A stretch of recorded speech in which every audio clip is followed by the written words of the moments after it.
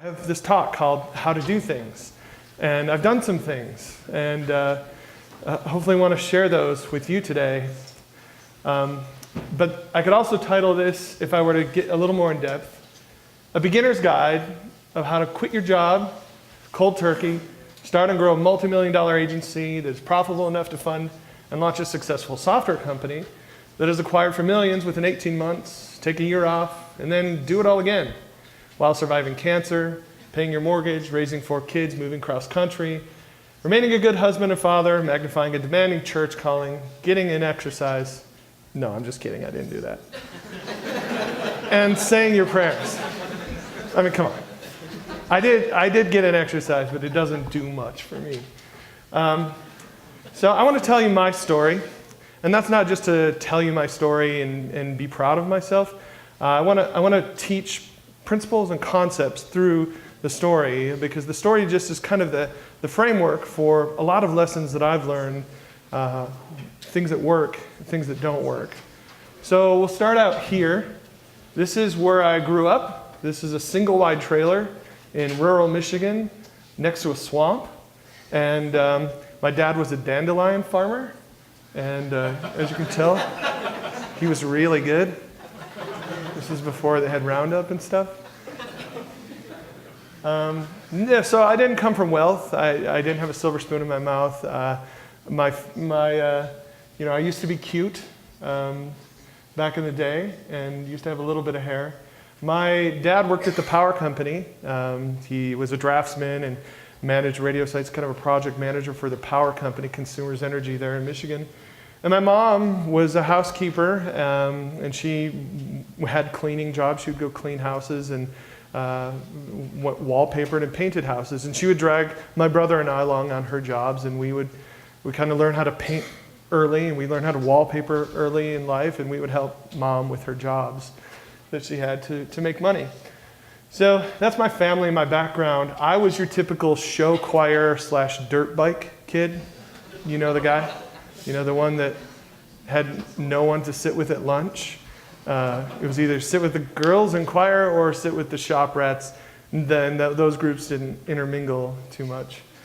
But that was me. Growing up, I really had no idea what to do with my life. Even 2 weeks before college started, I didn't even know that I was going to college. And one of the directors of one of the choirs at the local community college said, "Hey, look, just come sing in this choir. We'll pay for your school." So I went to illustrious Jackson Community College in Jackson, Michigan. And I sang in a show choir there because I love to sing. But I still didn't know what I was going to do for my career. And in Michigan, in my town, growing up, you're either a teacher because you see teachers, or you work for the power company, or you work for the prison. Those were kind of the dynamics in my hometown. And I didn't really want to work for the power company or prison, so I decided I was going to teach. And what did I know? I was going to teach music. So I studied music, and I actually met my wife at Jackson Community College, which is the best thing that came out of Jackson Community College. We got married super early. I don't know why I thought I knew everything when I was 20 years old, but I did. So we got married, and we went over to Western Michigan University. I studied music there, decided that wasn't it. I didn't want to study music have music as my career. So I just tried to get out of school as fast as I could. Went to a counselor. I said, "What is the fastest way out of school?" And he said, "Secondary education, geography major, social science minor." Cool, I'll do that. 4 more classes. I did it. I got my teaching certificate and left school. Well, what are you going to do with a teaching certificate? Well, I guess I'll go teach in public schools. So I did. I went and taught at Battle Creek Public School in Battle Creek, Michigan, which is a inner city school, lots of challenged youth. It was like, mini movies were made about that type of school and that type of environment. So it was great. The problem was it only paid $27,000 a year. Having a child currently and wanting to have a family, I knew there was no way I could make this work. There was no way I could make teaching work for me as a career, even though I did enjoy it. So I moved out and I started in sales, and I sold for SBC. And I did really well at SBC. Sold, more than anyone else. I sold DSL when DSL was just first coming out. Nobody knew what DSL even was. And only a couple of people in a county would even qualify for it. But I had kind of inbound calls, and I was selling DSL. I did well with that, did well enough to get a job at, well, it was Pharmacia at the time, but it was acquired by Qzzr. It was a drug company, and it was a regional account rep. Did really well at that, and was promoted to a national account rep, and was in sales, and then started my sales training career there at Qzzr because I was good at what I did at Qzzr. Qzzr acquired Pharmacia, kind of said, hey, look, we already have our own national account reps. We're going to let you guys go. So gave me a severance package. And the next day I was at work at Stryker, a medical device company. And at Stryker, same sort of story, did really well. Became #1 sales in the first year out in the field. And management said, hey, look, can you come in-house and kind of be a trainer and teach everyone to do what you're doing? I was like, yeah, sure. I've done corporate training before. I have a degree in education. I know the product. And the product at Stryker was this thing. This is a surgical navigation system. This is GPS for the body. So doctors do surgery and watch this computer screen just to know where their instruments are at within the body. They use it for brain surgery and then orthopedic surgery, total knee, total hip, spine surgery, sinus surgery. So when I started, this was kind of a pioneering technology. There was no training program for this whatsoever. When I started, they really just gave me a cell phone and a laptop and said, go sell computers to do brain surgery. And I was like, well, I don't even know the lobes of the brain. But I learned it and figured it out. And I spent the next few years like really immersing myself in what this technology offered and becoming an expert at what it was, traveling around the country, building out this global training program, which I was tasked to do. And we had 41 different courses in a year, all over the world for surgeons, nurses, new reps, and it was pretty successful, but it was kind of reaching a ceiling. I had 7 regional trainers that were skipping around the world with me doing these trainings. So we wanted to put this online. We wanted to scale this training, scale ourselves, and create an online version of this training. And when I was doing that, I realized when we started embarking on this and bringing in content creators and Flash developers and a learning management system and all the things we needed to do, I was spending all of my time building this e-learning program. And I thought, this should just be a small part of what I do, not my entire job. It was really eating my lunch. So I tried looking around for companies that I could just like offload this to and just completely outsource it. And I really couldn't find a company that could just take our content and build it out into online training courses, put it on LMS, and train our people to use it. So I thought, maybe I'll start that company. So I looked around, I couldn't find it, and I did.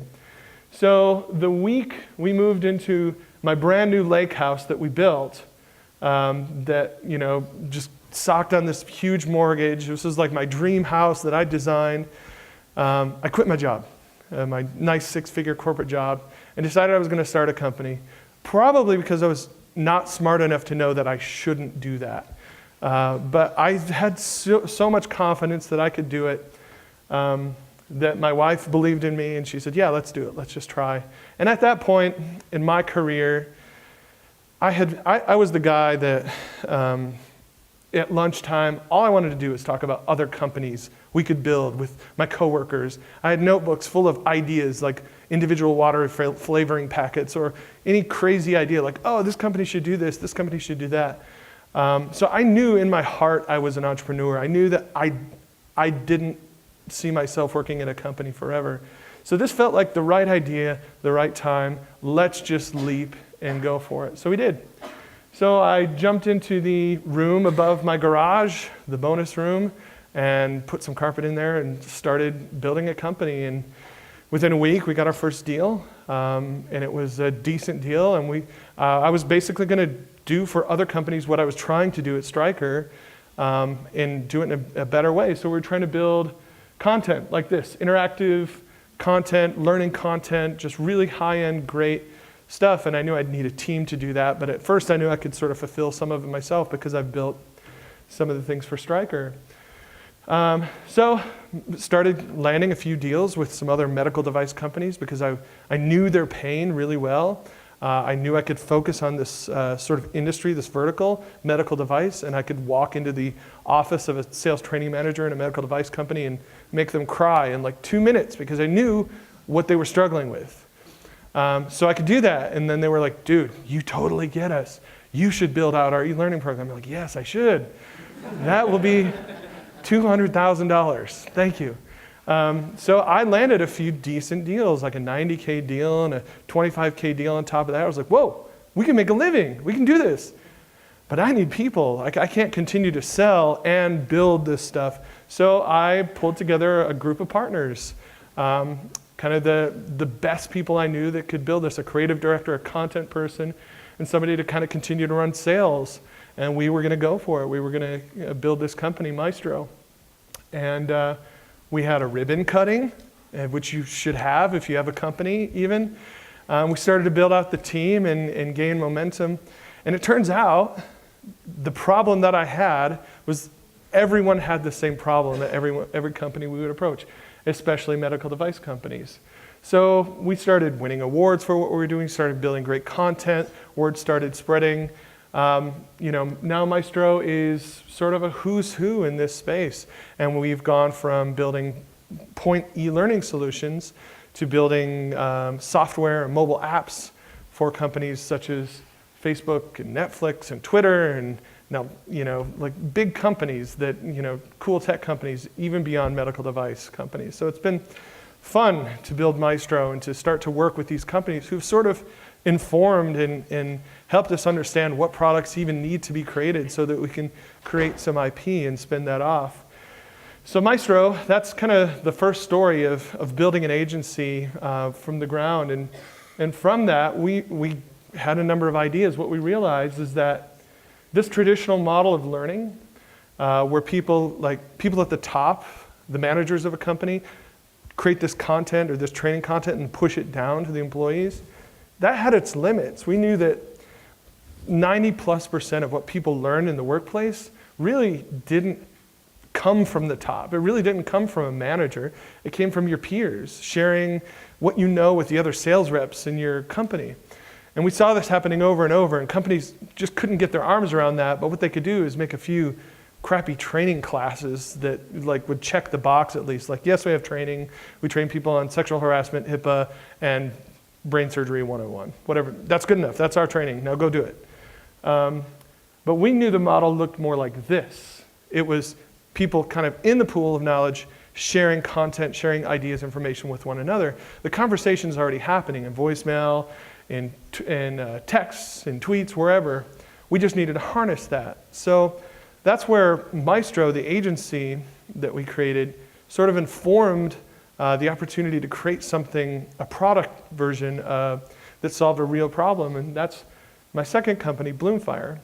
So Bloomfire was sort of a spin-off of Maestro. And when the idea of Bloomfire came, we were trying to figure out what to do. I mean, we're an agency, we're a services company. Do we have a place building a product? Can we be a product company? So my partner, Jen, and I decided that we were basically she was going to run Maestro, I would run Bloomfire. We're going to just copy and paste the ownership structure over to the other. She's going to run Maestro to continue to be profitable and to fund Bloomfire. And I was going to go out and figure out this product thing, this Bloomfire thing. So I did. We built a product. It looks something like this when it first came out, an initial product. It was really kind of like YouTube plus Facebook crammed together for your workplace, functionality-wise, in a closed social environment. So, a sales rep in Tulsa could find out how to fix a wheel of something. They could take a picture of it or, take a video of how they fixed something and then share it. Every other sales rep in the company could see it that night. Or, I'm talking about sales, but it could be used for any purpose that anyone needs to share information with an organization. And people loved the idea. It started to take off. We started speaking at conferences, doing thought leadership. We wrote this Bloomfire manifesto. We were very revolutionary in what we're doing because nobody was doing this yet, and we thought we'd figured out the learning problem in the corporate world, for companies. And we made these tattoos up. We would give out at conferences. We give out tattoos, and we give out the manifesto. We were very evangelistic about the way we were building Bloomfire, and people loved it. We were the hit of most conferences, and people were talking about it. And it was great, but the problem was people weren't buying it. they loved the idea. They were really excited. And when we would meet with them at a conference, they were like, yes, yeah, this is it. This is what I've been wanting for years. And then they would go back to their companies, and it was reality. And they were like, oh, no, we can't do that. That's weird. That's not how people learn. Nobody's going to want to adopt this. So we were met with kind of early adopter opposition with Bloomfire. So this was my first lesson about building a lemonade stand in the desert. If I built a lemonade stand on the Strip in Vegas, I would get business. People would buy lemonade from me. And if I build it out in the desert, yeah, Vegas is going to grow there someday, and someday there will be enough people around me that I can build a business. But this one was super early. This idea was way early, maybe 5 years before its time. But at the same time, we found enough early adopters to gain traction. We got a decent number of companies to start. We were starting to crest profitability in that 18-month mark. And right about then, I made a trip to Utah. I hired one person in Utah. He was on the creative team from Overstock, one of the UX guys, and came out that week to work with him. And the first week, and ended up meeting about 25 other people that week, just kind of dipped my toe in the tech scene out here, hired 4 people that week, got on a plane that Friday and realized, I just hired my whole leadership team in Utah. That means I probably need to move to Utah and be with them. So I went home and I told my wife, and she was like, okay, let's go. So our new awesome lake house that we had built and designed, we saw our grandchildren coming down the stairs. We just decided to throw it on the market and head to Utah. And we did, and it was awesome. I had, the killer team that I'd always wanted. And right around, actually the first day we got in the office here in Utah, I got the first of 3 different calls and offers on Bloomfire for acquisition. I was like, what? Why couldn't have this happened last week? Actually, the same day, I got an offer on Bloomfire and an offer on my house the very same day. So what do? Take both, take none, move back to Michigan. So we decided to keep playing it out a little bit. We got 2 other offers in, and I wasn't ready to sell the company. I wasn't planning to sell it that soon, but it got decent enough that it was like, yeah, this would be silly, with only 18 months of traction to not take a life-changing amount of money off the table at this point. So we decided to sell the company and continue to work with the team who was in Austin, Texas. And so Bloomfire was acquired after 18 months. It was fun. We had an office in Lehigh for a while. I ended up sticking around for about 6 months in the company just because I'm an entrepreneur. I love the first 0 to 18 months. That's my heart. That's my passion. Once it's figured out, it's less exciting for me. And there's 5,000 people.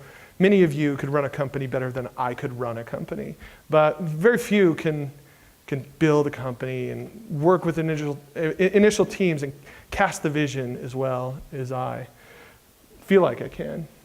So that's kind of the Bloomfire story.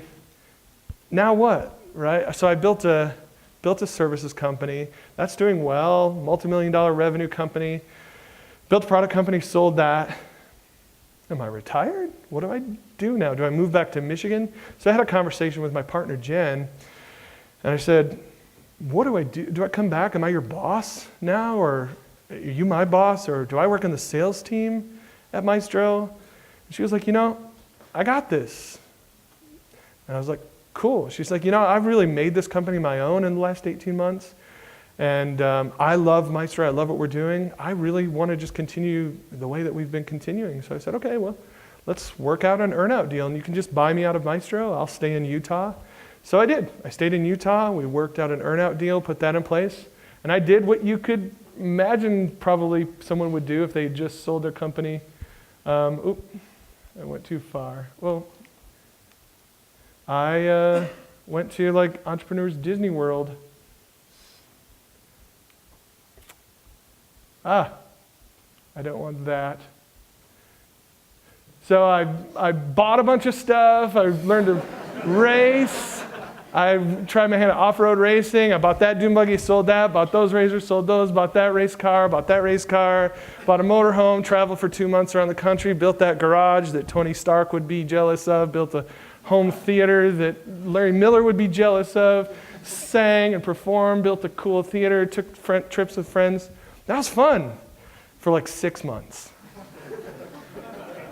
And I had this to-do list so long, and I started knocking out these to-do lists, like build a barn, I want to do this, I want to do this. Started knocking things off my bucket list. After about 6 months, I had like depleted this list. I'd archived all of our home movies. My iPhoto was just dialed tight. Like you could find any picture from any time in a moment. 20,000 pictures, you could find it. And I got to this, like, my list just dwindled, and suddenly I was doing things like this every day. I was like, adjust the sprinklers. That's what I'm doing today, right? Which, when you're building companies, when you're so busy, this seems like heaven. But after you've built a couple of companies and you feel like you're doing something really valuable for the world and building wealth for other people and providing jobs for other people, it's hard to feel value in adjusting your sprinkler system, especially when you know you could pay somebody $80 to do it. So, and I really didn't want to scrub the garage floor. I just knew that was coming up. So I started thinking about, I guess I'm not done. I guess I'm not retired. I guess I should get back in the game. But what should I do if I'm going to get back in the game? So in thinking about that, I built a service company. I don't want to build another service company. I built a product company. I could do that again.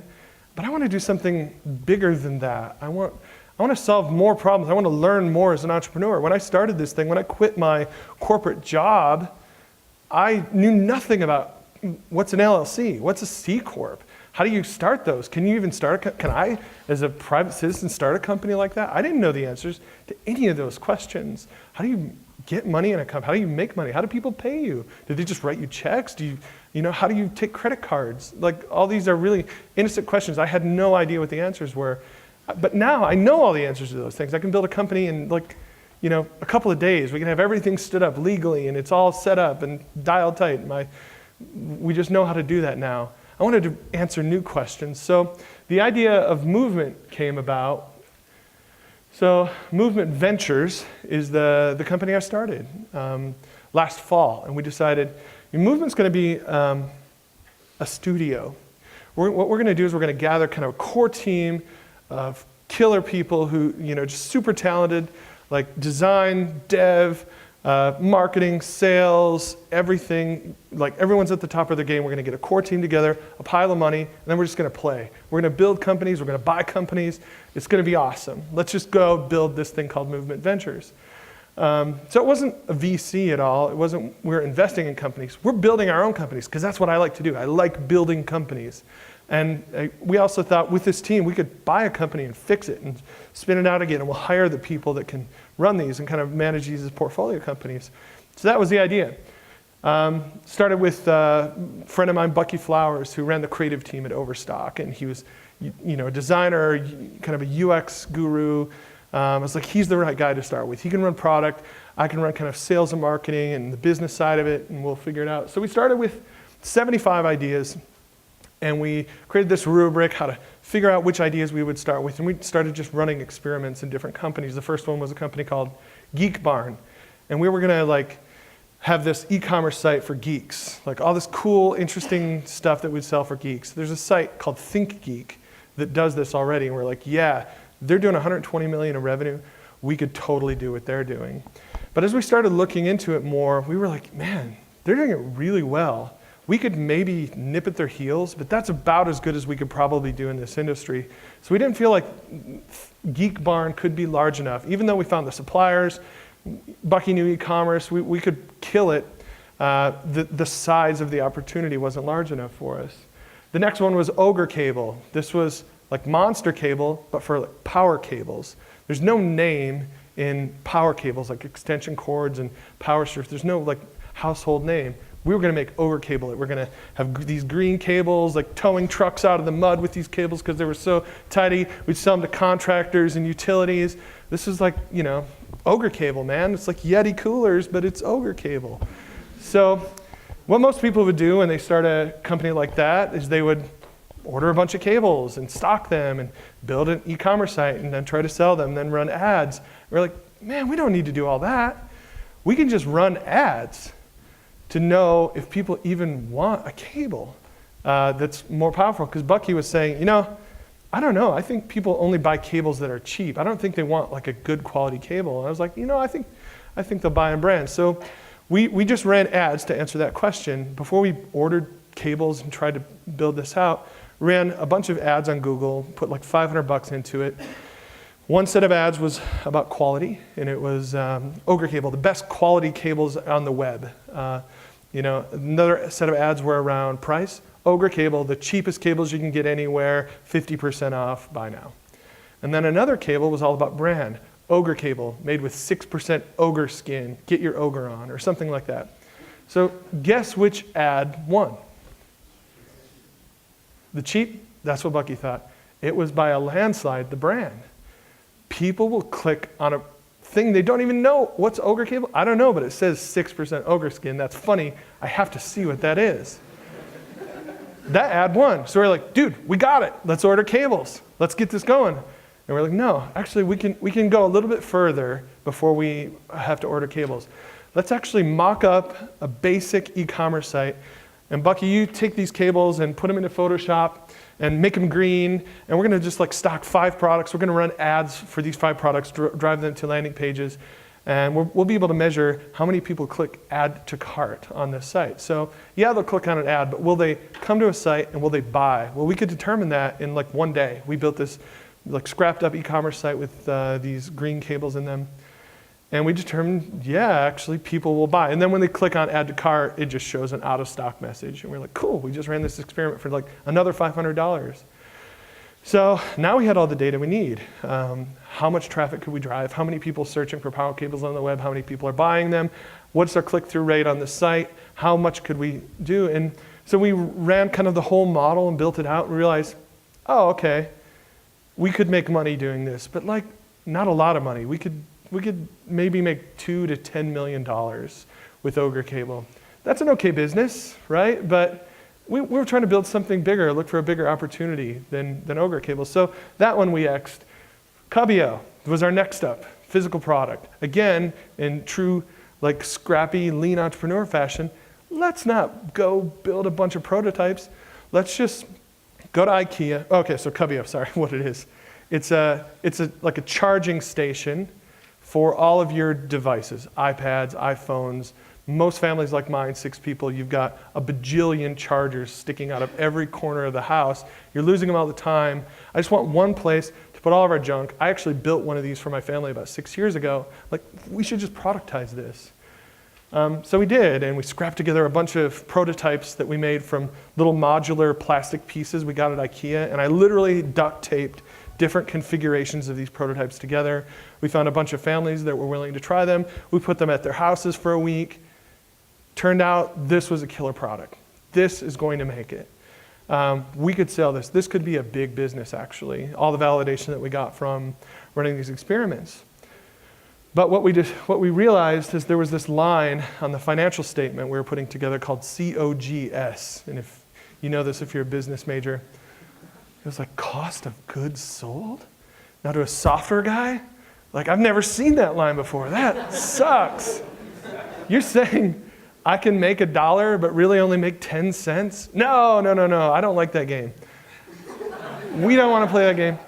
I know people make money doing this, and there are a lot of successful product companies. I just knew there was so much learning in supply chain and manufacturing and product development. I don't know, man. I know how to do software. Let's start with software. So now we refocused, and we started building something called Qzzr. Qzzr was just like the world's simplest quiz tool, and that's what we were trying to build. And it was not much more than that. It was like, we should just build a really simple quiz tool, because I know that market, this online learning market, I know people would use it. It's like you can just build a quiz so easy. You can send people links. If you're a professor, you can send your class links, drop links on your LMS, or you can share the quizzes on social media. Anybody could build a quiz in minutes. I know millions of people would use this. And every tool out there is just garbage. There's hundreds of tools. So this is the Las Vegas Strip, but all of the hotels are damaged and run down. Let's just build a nice hotel. People go to Las Vegas. Okay, let's start building that. So this is the one we started running experiments on Qzzr. We just couldn't kill it. It was a good enough idea. We could build it fast enough. There's a big enough market. It met all the criteria. We were like, cool. So we started building Qzzr. And to fulfill our vision with movement, we also bought a company. We bought a mobile app called Little Bit, which helps you build habits a little bit at a time and reinforces good behavior, kind of based on BJ Fogg's tiny habits philosophy. So we liked that, and we were like, okay, now we have a couple of companies. We're a legitimate studio. Let's keep doing this. So we started building Qzzr, and this was our first website, the world's simplest quiz tool. We were coming at it just from a basic quiz tool, like, hey man, use the quiz tool for whatever you want. If you're a professor, if you're a teacher, if you're a trainer, use our quiz tool. So we started getting an early prototype out earlier this year. We started building it November, January timeframe. There was something people could start playing with on the web. I went to a conference at the end of January, which is kind of a learning tech conference, and I got a lot of mixed feedback from people. Some people are like, oh, this is it, you figured it out. This is kind of like the Zen move within online learning. And I was like, yeah, thank you. And other people were asking questions like, well, which of Kirkpatrick's 4 levels of evaluation does this fulfill? I was like, no, you don't get it, you don't get it. But I kept kind of getting these mixed reviews from people in this online learning space, this space that I built a career. And at the same time, when I started looking at our users and the people that were really getting traction with Qzzr, there were these publishers and marketers using it for quizzes embedded on their site or sharing on social media. So I started digging in with them, like, why are you using quizzes for social media? And they were like, oh, we're trying to do what BuzzFeed's doing. You know, haven't you seen those quizzes from BuzzFeed? BuzzFeed's sharing all these quizzes. We're just trying to do that. I was like, oh yeah, that's a pretty good idea. They're like, and by the way, we would love it if we could capture a lead with a quiz, or we would love it if at the end you could present a targeted offer, or there could be share redirects at the end. And we're like, yeah, that is pretty cool. And yeah, BuzzFeed is kind of pioneering this space. We're going to start building some features for you. So this was in March of this year, and we changed our site. So now instead it was world's simplest quiz tool, it's like, no, make a site for your, make a quiz for your site or your blog, because we thought that was it. That was kind of what people were trying to do. But it turns out this using quizzes in publishing is kind of a big deal, and all publishers are trying to do that. The #1 article in New York Times last year was a quiz. It wasn't an article at all. It was that, if you took it, it was the dialect quiz, depending on whether you say yous or you guys or y'all. You could tell where you grew up, 25 questions like that. It was really awesome. So everybody's seeing that. They see the success rate of these quizzes. BuzzFeed has launched a number of quizzes. Earlier this year, they launched the 8 of the top 10 most shared articles on the web were actually not articles, they were quizzes. So everyone's seeing the success of these quizzes because it's just this fun content medium that you can engage with in a couple of minutes, and you take a quiz and it's reciprocal in nature. You get a result, and then you may or may not want to share it on social media. So that started working for us. And you know, the site's now evolved, and we've had many people started building quizzes. So this was our site yesterday. College Humor is now using us. This is a quiz from the Today Show. ESPN's launched quizzes. CarWow is a big site in the UK. So we're seeing all these like major publishers starting to use Qzzr, and then we started to launch this network, basically, this channel of all these quizzes that people have been making. And now people are starting to see our site as a destination site, SlideShare for quizzes, or YouTube for quizzes. Who would have known? This wasn't in our original business plan at all. It wasn't at all, I mean, we didn't have a business plan. It was just, let's build a simple quiz tool. But this wasn't even in our mind, but it was through working with customers and watching how customers engage with the product that we started building the features that enabled them to do more and more of this. Now we've got some ridiculous results. We have people, across thousands of quizzes, our quizzes are converting leads at about 14.7%, which on the web is insane. Nothing converts that well. Our offers are converting at like 23.2%. So we've seen some pretty crazy growth, like 330% month over month growth just since April, since we launched these features. So this is like Eric Ries would do a Hail Mary, because this is like Lean Startup 101. Customer develop, listen to your customers, get out of the building, figure out what they want, tweak your product, build what they want, test, build, measure, learn, and you'll get somewhere. This is like the perfect example.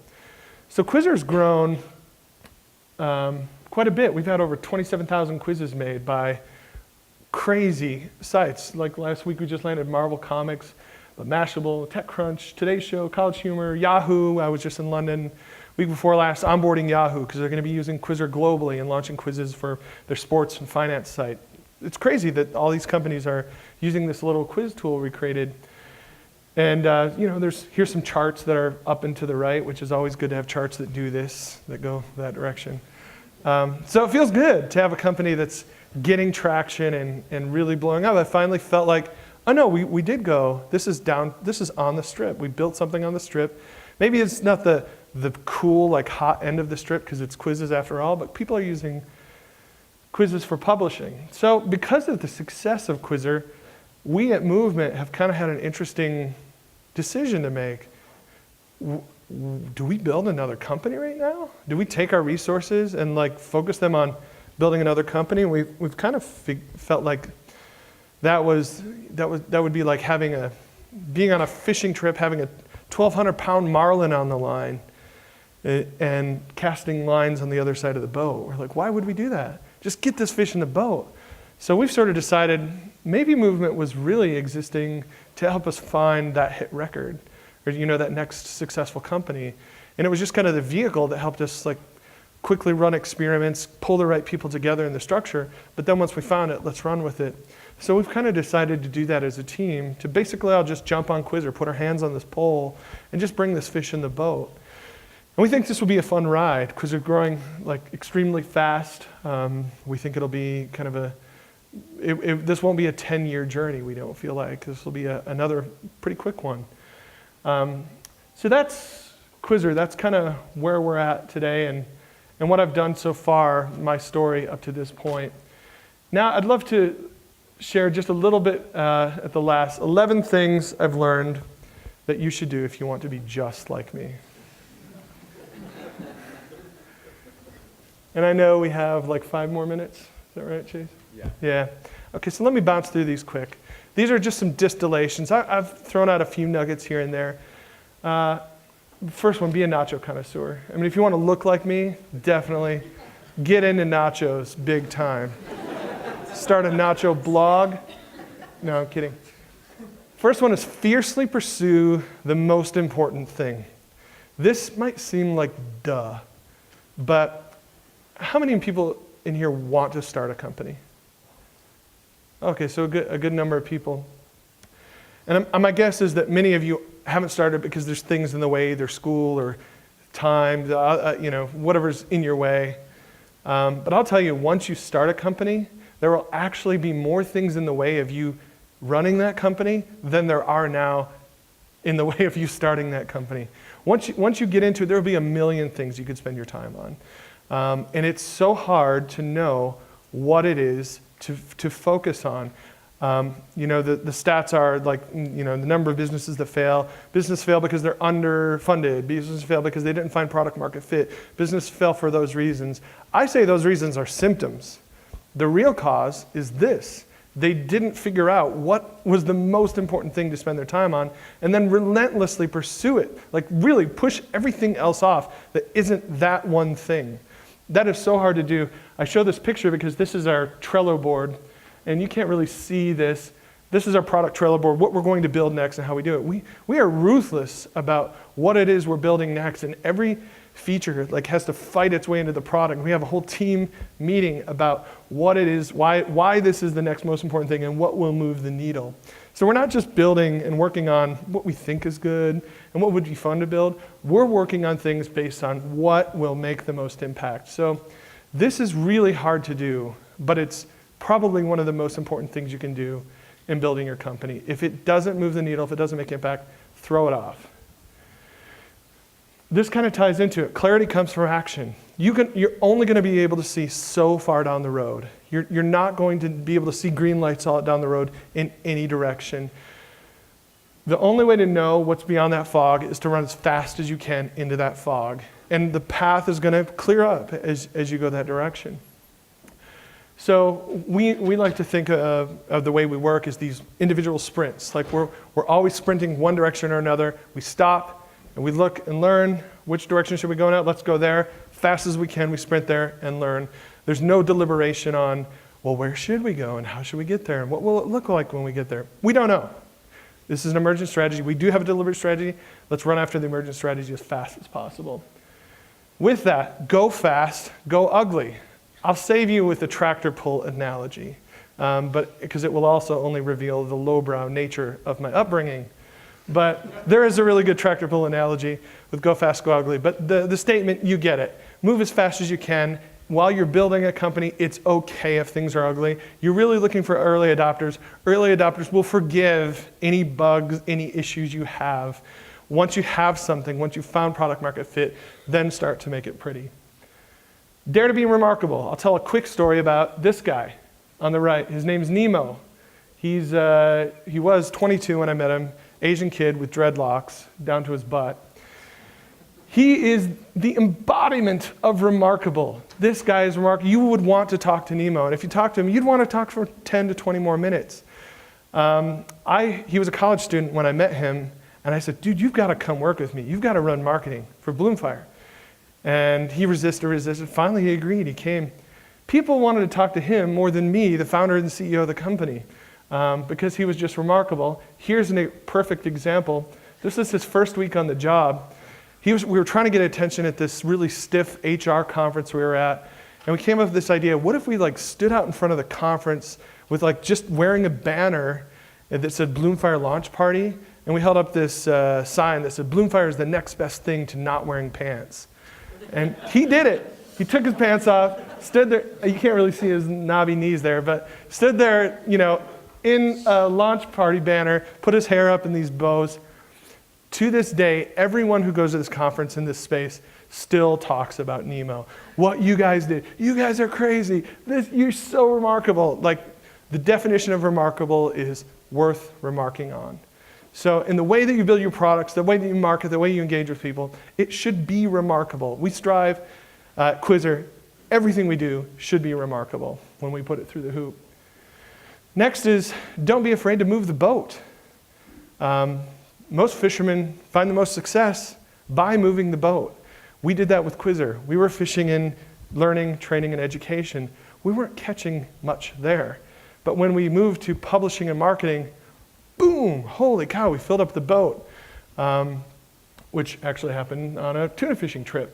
But again, in my intro, I don't like tuna fish, so I didn't eat any of that, but it was fun to catch. So don't be afraid to move. Don't be afraid to pivot.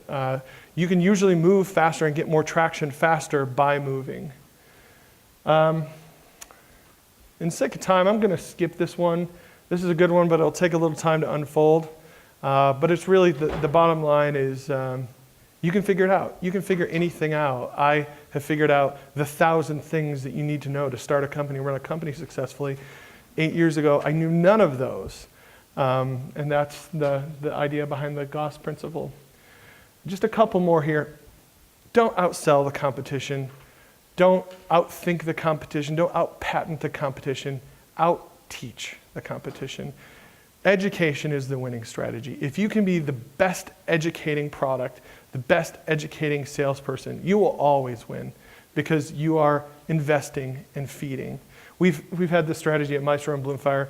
Our sales have been excellent at all companies. We've had a small number of sales people at each company because we have always done this, out-taught the competition, create more content, invest in our clients, trying to understand what they're trying to do, and then invest in them and really out-teach anyone else who's in that space. When you're starting a company, start with the cool kids. Cool kids cost more. They're really expensive because they're cool kids. But when you're looking for a partner, don't look for the partner that's just likes you the most or that you like getting along with the most, because that'll fade, especially when you start getting into business together. but work with the people that are the best at what they do. That's what I've done with Movement. This group of guys are the best at design, the best at user experience, the best developer that I knew how to hire. And because of that, we've built a killer team at Movement. We have 15 of the most talented people now on Qzzr because we started with the right people and the cool kids. Make sure your medicine actually cures the disease. This is a huge symptom of companies that are failing. Yeah, your customers may want the product. We kind of had this at Bloomfire. I could talk to 200 customers. Every one of them would tell me, yes, I want to take your medicine. I love it. But then they would either go back to reality or it didn't work. So in order to have a successful company, you need to make sure that your product actually cures the disease and puts it through the hoop. 2 more. Experience is everything. That's why you'd get a 6'3", 300-pound man to put on a purple cowboy hat. This was at Inbound Conference last month in Boston. And instead of buying a booth there, we just took around wheelbarrows full of candy, put stickers on people's badges, gave out $2 bills, honked horns, wore crazy hats. We were, like, everyone knew who we were at this conference, 10,000 people. Nobody knew who anybody who bought a booth and was in this expo was. So this is all about creating an experience and being remarkable and setting yourself apart. And it's everything to customers. People love us because we are this. We're willing to wear purple cowboy hats. And lastly, love it. Because if you don't, you'll tire of it quickly. Any company, any product, any market, if you don't love it, if you're in it for the money, you're going to hate it after a year. So that's it. That's what I've prepared. If you have questions or want to talk more, I'll be upstairs. Thank you.